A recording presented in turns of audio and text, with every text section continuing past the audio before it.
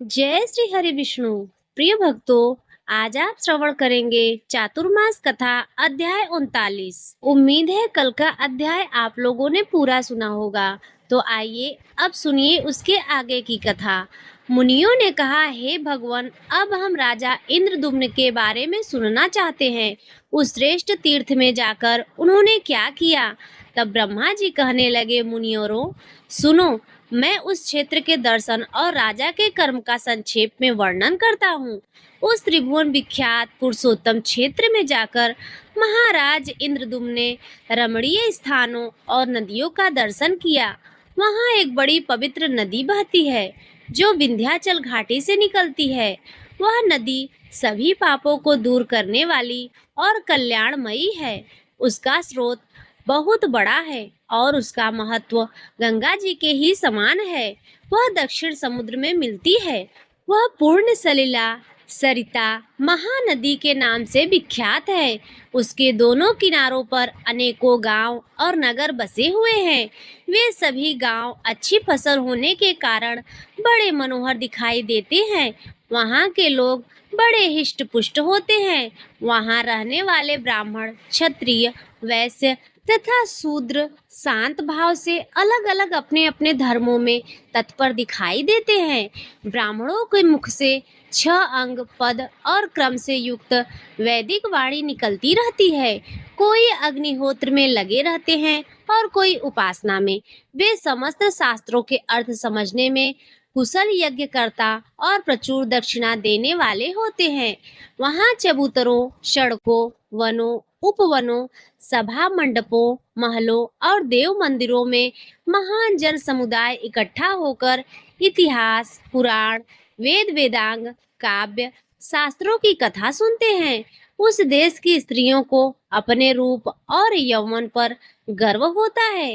वे सभी उत्तम लक्षणों से संपन्न होती हैं। उसी क्षेत्र में सन्यासी, वानप्रस्थ, सिद्ध स्नातक, ब्रह्मचारी, मंत्र सिद्ध, तपस्या सिद्ध और यज्ञ सिद्ध पुरुष निवास करते हैं। इस प्रकार राजा ने उस क्षेत्र को परम शोभायमान देखा। इसलिए मन में यह निश्चय किया कि यहीं रहकर परम देव, परम अपार, परम पद, अनंत, अपराजित, सर्वेश्वर, जगत गुरु, सनातन भगवान श्री विष्णु की आराधना करूंगा। यही भगवान का मानस तीर्थ पुरुषोत्तम क्षेत्र है। यह बात मुझे मालूम हो गई है, क्योंकि यहाँ कल्प वृक्ष स्वरूप विशाल वट वृक्ष खड़ा है। यही इंद्र नील मणि की बनी हुई मणिमय प्रतिमा है, जिसे भगवान ने स्वयं छिपा दिया है, क्योंकि यहाँ दूसरी कोई प्रतिमा दिखाई नहीं देती। मैं ऐसा प्रयास करूंगा जिससे सत्य पराक्रमी जगदीश्वर भगवान श्री विष्णु मुझे प्रत्यक्ष दर्शन दे। मैं अनन्य भाव से भगवान में मन लगाकर यहाँ यज्ञ, दान, तपस्या, होम, ध्यान, पूजन तथा उपवास आदि के द्वारा विधि पूर्वक उत्तम व्रत का पालन करूंगा। साथ ही यहाँ श्री विष्णु भगवान के मंदिर बनाने का कार्य भी प्रारंभ करूंगा। हे ब्राह्मणों, यह सोचकर महाराज इंद्रदुम्न ने वहां भगवान का मंदिर बनवाने के लिए कार्य आरंभ कर दिया। उन्होंने ज्योतिष शास्त्र के पारंगत समस्त आचार्यों को बुलवाया और बड़ी प्रसन्नता के साथ यत्न पूर्वक सबसे पहले भूमि का शोधन कराया। इस कार्य में ज्ञान संपन्न ब्राह्मणों, वेद शास्त्र के पारंगत अमात्यों, मंत्रियों तथा वास्तु विद्या के विद्वानों का सहयोग प्राप्त था। उन सब के साथ भली भांति विचार करके शुभ दिन और शुभ मुहूर्त में, जबकि उत्तम चंद्रमा और नक्षत्रों का योग था तथा ग्रहों की अनुकूलता थी, राजा ने श्रद्धा पूर्वक अर्घ दिया। इसीलिए कहते हैं कि किसी भी शुभ कार्य को करने से पहले ग्रह और नक्षत्रों को देखना जरूरी होता है। शुभ मुहूर्त में किया गया कार्य भी शुभ फल की प्राप्ति कराने वाला होता है। उस समय जय जयकार और मंगलमय शब्द हो रहे थे। तरह तरह के बाजों की मनोहर ध्वनि गूंज रही थी। फूल, अक्षत, चंदन भरे हुए कलश तथा दीपक आदि के द्वारा पूजा कार्य संपन्न किया गया था। इस प्रकार अर्घ दान देकर महाराज इंद्रदुम्न ने सूरवीर, कलिंग राज, उत्कल राज और कौशल राज को बुलाकर कहा, हे राजाओं, तुम सब लोग एक ही साथ मंदिर के निमित्त शिलाएं ले आने के लिए जाओ। अपने साथ प्रधान प्रधान शिल्पियों को भी, जो शिला खोदने के काम में निपुण हो, साथ ले जाओ। विंध्याचल बहुत बड़ा पर्वत है और वहां पर बहुत सारी कंदराएं भी हैं। उनके सभी शिखरों को भली भांति देखकर सुंदर सुंदर शिलाएं कटवाओ और उन्हें छकड़ों और नावों पर लाद कर ले आओ। देर मत करो। इस प्रकार राजाओं को शिला के लिए जाने की आज्ञा देकर महाराज ने अमात्यों और पुरोहितों से कहा कि चारों ओर शीघ्रगामी दूत भेजे जाएं और वे पृथ्वी के समस्त राजाओं के पास जाकर मेरी यह आज्ञा सुना दे कि राजाओं, महाराज इंद्रदुम्न की आज्ञा के अनुसार तुम सब लोग हाथी, घोड़े, रथ और पैदल सेना तथा अमात्यों और पुरोहितों के साथ चलो। ऐसी आज्ञा पाकर दूत राजाओं के पास गए और सबको महाराज की आज्ञा सुना दी। दक्षिण, पश्चिम, उत्तर और पूर्व देश के रहने वाले, दूर और पास रहने वाले पर्वत तथा भिन्न भिन्न द्वीपों के निवासी नरेश महाराज इंद्रद्युम्न का आदेश सुनकर रथ, हाथी, घोड़े और पैदल सेना के साथ बहुत सारा धन लेकर साथ भारी संख्या में एकत्रित हो गए। राजाओं को अमात्य और पुरोहितों सहित आया देखकर महाराज इंद्रद्युम्न को बड़ी प्रसन्नता हुई। वे कहने लगे, हे राजाओं, मैं आप लोगों से कुछ निवेदन करना चाहता हूँ। सुनिए, यह भोग और मोक्ष प्रदान करने वाला कल्याणमय क्षेत्र है। यहाँ मैं अश्वमेध यज्ञ करना और भगवान विष्णु का मंदिर बनवाना चाहता हूँ, किंतु मैं इस कार्य को कैसे पूर्ण कर सकता हूँ, इसी चिंता से मेरा मन व्याकुल हो रहा है। अगर आप लोग भली भांति मेरी सहायता करें तो मेरा यह कार्य संपन्न हो सकता है। महाराज इंद्रद्युम्न के ऐसा कहने पर सभी राजाओं को बड़ी प्रसन्नता हुई। उन्होंने महाराज की आज्ञा से धन, रत्न, स्वर्ण, मणि, मोती, कंबल, सुंदर बिछौने, हीरे, पुखराज, तरह तरह के द्रव्य, भक्ष्य भोज्य तथा अन्न आदि पदार्थों की वर्षा कर दी। राजा इंद्रद्युम्न ने देखा कि यज्ञ की सब सामग्री एकत्रित हो गई है और यज्ञ कर्म के ज्ञाता, वेद वेदांगों में पारंगत, शास्त्र ज्ञान में निपुण तथा कर्मों में कुशल ऋषि, महर्षि, देवर्षि, तपस्वी, ब्रह्मचारी, गृहस्थ, वानप्रस्थ, सन्यासी और अन्य ब्राह्मण भी उपस्थित हैं। तब उन्होंने अपने पुरोहित से कहा, हे ब्राह्मण, कुछ विद्वान ब्राह्मण जो वेदों के पारंगत पंडित हों, जाकर अश्वमेध यज्ञ की सिद्धि के लिए उत्तम स्थान देखें। राजा के ऐसा कहने पर विद्वान पुरोहित ने यज्ञ कर्म में कुशल ब्राह्मणों को आगे करके शिल्पियों के साथ प्रस्थान किया और उस देश में जहाँ धीवरों का गांव था, विधि पूर्वक यज्ञशाला बनवाई। उसमें गली कूचे और छतरियां भी बनवाई गईं। सैकड़ों महल बनाए गए थे। सारा यज्ञ मंडप स्वर्ण, रत्न तथा श्रेष्ठ मणियों से विभूषित होकर इंद्र भवन के समान सुंदर दिखाई दे रहा था। खंभों पर सोने से चित्रकारी की गई थी। दरवाजे पर बहुत बड़े बड़े बने हुए थे। यज्ञ के प्रत्येक भवन शुद्ध सोने का उपयोग किया गया था। नाना देशों में आए हुए ब्राह्मणों और वैश्यों के लिए भी उन्होंने अनेकों शालाएं बनवाई थी। महाराज इंद्रद्युम्न का प्रिय करने के लिए समस्त राजा अनेक प्रकार के रत्न लेकर वहां आए थे। साथ ही उनकी स्त्रियां भी उत्सव में सम्मिलित हुई थी। महाराज ने उन समस्त समागत अतिथियों के ठहरने के स्थान, उनके सोने के लिए बिस्तर, तरह तरह के भोज्य पदार्थ और सब कुछ सामग्री उन्हें प्रदान कर दी। उस महायज्ञ में जो भी श्रेष्ठ ब्राह्मण पधारे, उन सबको राजा ने स्वागत पूर्वक ग्रहण किया। महातेजस्वी राजा ने गर्व छोड़कर, घमंड छोड़कर स्वयं ही सब ब्राह्मणों का सभी प्रकार से खुद ही स्वागत सत्कार किया। इसके बाद शिल्पियों ने अपने शिल्प रचना का कार्य पूरा करके राजा को यज्ञ मंडप तैयार हो जाने की सूचना दी। यह सुनकर मंत्रियों सहित राजा बहुत प्रसन्न हुए। उनके शरीर में रोमांच आया। यज्ञ मंडप तैयार हो जाने पर महाराज ने ब्राह्मण भोज का कार्य आरंभ करवाया। प्रतिदिन जब 1 लाख ब्राह्मण भोजन कर लेते, तब बार बार बादलों की गर्जना के समान गंभीर स्वर में दुदुम्भी बजने लगती थी। इस प्रकार राजा के यज्ञ की वृद्धि होने लगी। उसमें अन्न का इतना दान किया गया जिसकी कहीं कोई बराबरी, कहीं कोई तुलना ही नहीं की जा सकती। लोगों ने वहां देखा कि दूध, दही और घी की नदियां बह रही थी। तरह तरह के जनपदों के साथ समूचे जम्बू द्वीप के लोग वहां जुटे हुए थे। वहां कितने ही सहस्त्र पुरुष बहुत से पात्र लेकर इधर उधर से इकट्ठा हुए थे। राजा के अनुगामी पुरुष ब्राह्मणों को तरह तरह के व्यंजन और राजाओं के उपयोग में आने वाले भोज्य पदार्थ परोसते थे। यज्ञ में आए हुए वेद वेत्ता ब्राह्मणों तथा राजाओं का महाराज ने पूरी तरह से स्वागत सत्कार किया। इसके बाद उन्होंने राजकुमारों से कहा। राजा बोले, राजपुत्रों, अब समस्त शुभ लक्षणों से युक्त श्रेष्ठ अश्व लेकर जाओ और उसी समूची पृथ्वी पर घुमाओ। यहाँ अश्वमेध यज्ञ की पहचान होती है, जिसमें एक घोड़ा पूरी पृथ्वी पर, पूरी धरती पर घुमाया जाता है, और यदि कोई राजा उस अश्व को, उस घोड़े को पकड़ लेता है तो उसे राजा के साथ युद्ध करना पड़ता है। अगर वह घोड़ा बिना किसी विघ्न के वापस लौटकर आ जाता है, तब उस समूची पृथ्वी पर उसी राजा का एक छत्र राज्य हो जाता है।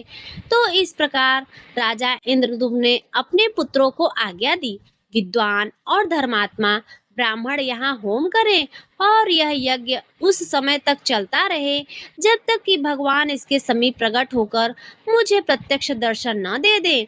ऐसा कहकर राजाओं में श्रेष्ठ राजा इंद्रद्युम्न ने बहुत सा सोना, करोड़ों के आभूषण, लाखों हाथी घोड़े, अरबों बैल तथा स्वर्णमय सींग वाली दुधारू गाय, जिनके साथ कांसे के दुग्ध पात्र थे, वेद वेत्ता ब्राह्मणों को दान में दिए। इसके सिवा बहुमूल्य वस्त्र, हिरण के बालों से बने हुए बिछौने, मूंगा, मणि तथा हीरे, पुखराज, मणि, मोती आदि तरह तरह के रत्न भी दिए। उस अश्वमेध यज्ञ में याचकों और ब्राह्मणों को तरह तरह के भक्ष्य भोज्य पदार्थ प्रदान किए गए। मीठे पुए और स्वादिष्ट अन्न सभी जीवों को पेट भरने के लिए बराबर दिए जाते थे। यहाँ दिए गए तथा दिए जाने वाले धन का कभी अंत ही नहीं था। इस प्रकार उस महायज्ञ को देखकर देवता, दैत्य, चारण, गंधर्व, अप्सरा, सिद्ध, ऋषि और प्रजापति सब के सब बड़े आश्चर्य में पड़ गए। उस श्रेष्ठ यज्ञ की सफलता देखकर पुरोहित, मंत्री तथा राजा सबको बड़ी प्रसन्नता हुई। वहां कोई भी मनुष्य दरिद्र, दीन या भूखा नहीं रहा। उस यज्ञ में किसी प्रकार का कोई भी उपद्रव, ग्लान, आदि व्याधि, अकाल मृत्यु, दंश, ग्रह पीड़ा या फिर किसी भी विष का कोई कष्ट नहीं हुआ। इस प्रकार राजा के अश्वमेध यज्ञ तथा पुरुषोत्तम प्रसाद निर्माण का कार्य विधिवत पूर्ण किया गया। ब्रह्मा जी कहते हैं, अश्वमेध यज्ञ के अनुष्ठान और महल निर्माण का काम पूरा हो जाने पर राजा इंद्रद्युम्न के मन में दिन रात प्रतिमा के लिए चिंता रहने लगी। वे सोचने लगे कि मैं कौन सा उपाय करूं जिससे सृष्टि पालन और संहार करने वाले लोक पावन भगवान पुरुषोत्तम का मुझे दर्शन हो। इसी चिंता में निमग्न रहने के कारण न उन्हें रात में नींद आती थी और न दिन में। वे न तो तरह तरह के भोग भोगते और न ही श्रृंगार और स्नान ही किया करते थे। उन्हें किसी भी कार्य में संतोष नहीं होता था, न ही किसी काम में उनका मन लगता था। पत्थर, मिट्टी और लकड़ी में से इस पृथ्वी पर सर्वोत्तम वस्तु कौन है? किससे भगवान विष्णु की प्रतिमा का निर्माण ठीक ठीक हो सकता है? इसी प्रकार की चिंता में पड़े पड़े उन्होंने 5 रात्रियों की विधि से भगवान पुरुषोत्तम का पूजन किया और अंत में इस प्रकार उनकी स्तुति की कि हे वासुदेव, आपको नमस्कार है, आप मोक्ष के कारण है, आपको मेरा नमस्कार है। संपूर्ण लोकों के स्वामी हे परमेश्वर, आप इस जन्म मृत्यु रूपी संसार सागर में मेरा उद्धार कीजिए। हे पुरुषोत्तम, आपका स्वरूप निर्मल आकाश के समान और आपको नमस्कार है। सबको अपनी ओर खींचने वाले हे शंकरषण, आपको मेरा प्रणाम है। हे धरणीधर, आप मेरी रक्षा कीजिए। हे हेमगर्भ अर्थात शालिग्राम शिला जी आभा वाले, हे प्रभु आपको प्रणाम है। मकर ध्वज आपको प्रणाम है। रतिकांत आपको नमस्कार है। शंभरासुर का संहार करने वाले प्रद्युम्न, आप मेरी रक्षा कीजिए भगवान। आपका श्री अंग अंजन के समान श्यामल है। भक्त वत्सल आपको नमस्कार है।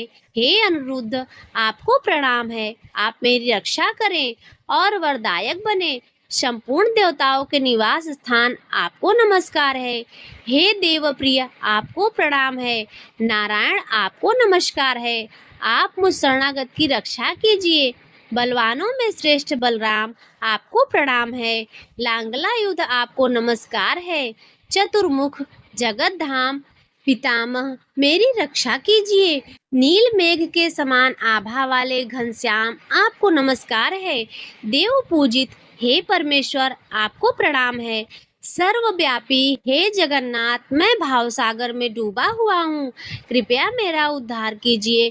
प्रत्याग्नि के समान तेजस्वी तथा दहकते हुए नेत्रों वाले महापराक्रमी दैत्य शत्रु नरसिंह, आपको नमस्कार है। आप मेरी रक्षा कीजिए। पूर्व समय में महावराह रूप धारण करके आपने जिस प्रकार इस पृथ्वी पर रसातल से उद्धार किया था, उसी प्रकार हे प्रभु इस दुख के समुद्र में मेरा भी उद्धार कीजिए। हे कृष्ण, आपके इन वरदायक स्वरूपों का मैंने स्तवन किया है। यह बलदेव आदि जो अलग अलग रूप से स्थित दिखाई देते हैं, आपके ही अंग हैं। हे देवेश प्रभु अच्युत, गरुड़ आदि पार्षद आयुधों सहित दिग्पाल तथा केशव आदि जो आपके अन्य भेद मनुष्यों द्वारा बताए गए हैं, उन सब का मैंने पूजन किया है। प्रभु प्रसन्न तथा विशाल नेत्रों वाले हे जगन्नाथ देवेश्वर, पूर्वोक्त सब स्वरूपों के साथ मैंने आपकी स्तुति और वंदना की है। आप मुझे धर्म, अर्थ, काम और मोक्ष देने वाला वर प्रदान करें। हे हरे संकर्षण आदि जो आपके भेद बताए गए हैं, वे सब आपकी पूजा के लिए ही प्रकट हुए हैं, इसलिए वे आपके ही आश्रित हैं। देवेश, वस्तुतः आप में कोई भेद नहीं है। आपके जो अनेक प्रकार के रूप बताए जाते हैं, वह सब औपचारिक ही कहे गए हैं। आप तो अद्वैत हैं, फिर कोई भी मनुष्य आपको द्वैत रूप भला कैसे कह सकता है। हरे, आप एकमात्र व्यापक चित्त स्वभाव तथा निरंजन है। आपका जो परम स्वरूप है, वह भाव और अभाव से रहित, निर्लेप, निर्गुण, श्रेष्ठ, अचल, ध्रुव, समस्त उपाधियों से निर्मुक्त और सत्ता मात्र रूप में स्थित है। हे कमलाकांत, हे मधुसूदन, मुझ पर प्रसन्न होइए, मेरी रक्षा कीजिए। लोकेश, मैं आपके सिवा और किसी को नहीं देखता। जिसके शरण में जाऊं, मैं बुढ़ापे और सैकड़ों व्याधियों से युक्त होकर तरह तरह के दुखों से पीड़ित हूँ और अपने कर्म पास में बंधकर हर्ष शोक में मग्न होकर विवेक शून्य हो गया हूँ। अत्यंत भयंकर घोर संसार सागर में घिरा हुआ प्रभु, यह विषय रूप जलराशि के कारण तो दुस्तर है। इसमें राग द्वेष रूपी मत्स्य भरे हुए हैं। इंद्रिय रूपी भंवरों से यह बहुत गहरा लगता है।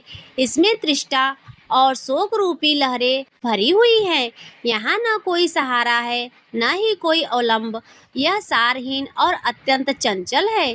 प्रभु, मैं माया से मोहित होकर इसके भीतर बहुत लंबे समय से भटक रहा हूँ। हजारों अलग अलग योनियों में बारंबार जन्म लेता हूँ। हे जनार्दन, मैंने इस संसार में नाना प्रकार के हजारों जन्म धारण किए हैं। अंगों सहित वेद, नाना प्रकार के शास्त्र, इतिहास, पुराण तथा अनेकों शिल्पों का अध्ययन किया है। यहाँ मुझे कभी असंतोष मिला है तो कभी संतोष। कभी मैंने धन इकट्ठा किया है तो कभी धन हानि उठाई है और कभी बहुत खर्च किए हैं। जगन्नाथ, इस प्रकार मैंने लाभ, वृद्धि, उदय, अस्त अनेकों बार देखे हैं। स्त्री, शत्रु तथा बंधु बांधवों के सहयोग वियोग भी देखने को मिले हैं। मैंने अनेक पिता देखे हैं, अनेकों माताओं का भी दर्शन किया है। अनेक प्रकार के दुख और सुख हैं, उनके अनुभव का भी अवसर मुझे मिला है। भाई, बंधु, पुत्र और कुटुंबी भी मिले हैं। हे देव, धनी क्षत्रियों, दरिद्र, तापसों, राजाओं, राजा के सेवकों तथा अन्य देहधारियों के घरों में भी मैं अनेकों बार उत्पन्न हो चुका हूँ। हे नाथ, मुझे अनेकों बार ऐसे मनुष्यों का दास होना पड़ा है जो खुद दूसरों के दास है।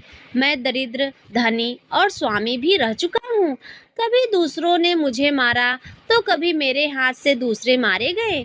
मुझे दूसरों ने मरवाया और मैंने भी दूसरों की हत्या करवाई। मुझे दूसरों ने और मैं दूसरों को अनेकों बार दान दिए हैं। हे जनार्दन, हे जगतपति, कभी नरक में और कभी स्वर्ग में मेरा निवास रहा है। मुझे कभी मनुष्य लोक में तो कभी तिर्यक योनियों में भी जन्म लेना पड़ा है।